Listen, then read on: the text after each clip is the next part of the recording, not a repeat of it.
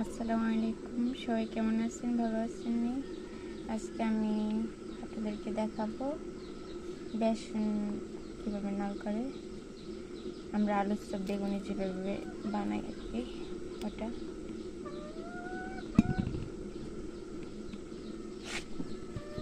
এখানে আগে থেকে চালের গুঁড়ি আর ময়দাটা নিয়ে নিচ্ছি। এখন আমি বেসনের গুঁড়ি দিলাম। এখন এই যে মরিচের গুঁড়া 1 চামচ, জিরার গুঁড়া 1 চামচ, আর দুটো দিয়ে 1 চামচ দিচ্ছি, হলুদের গুঁড়া 1 চামচ, এখানে আমি পরিমাণ মতন লবণ, এই যে এখন আমি পরিমাণ মতো পানি দিয়ে দেব।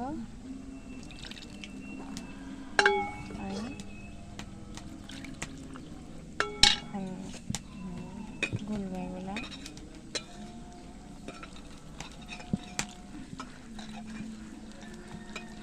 আমি আরেক চুলে যে এখানে পেঁয়াজও বাছতেছি। আপনারা যদি বলেন আপু পেঁয়াজের রেসিপি দাও তাহলে অবশ্যই দেব। আরেকদিন পেঁয়াজের রেসিপিটাও আপনাদের দেব ইনশাআল্লাহ।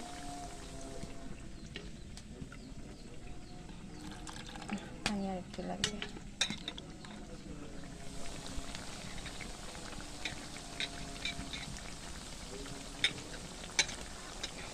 আপনারা এইভাবে বাজি দেখবেন অনেক মচমচে থাকে।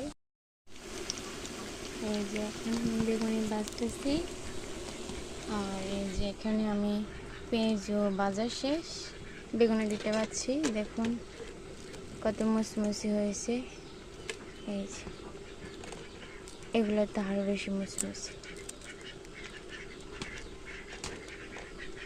আপনারা চাউলের গুঁড়ির পরিমাণ একটু বাড়াই দেবেন আর ময়দার পরিমাণ একটু কমাই দেবেন, আর বেসন দিয়ে দেখবেন, একদিন বানাই দেখবেন আমার কথা মতন, দেখবেন মুচমুচে থাকবে।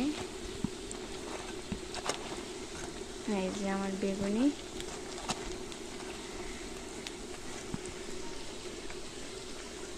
আমি আসলে আপনাদেরকে সুন্দর মতো দেখাতে পারতেছি না। এই যে এখানে আমি আবার সিম তরকারি রান্না করতেছি। সিম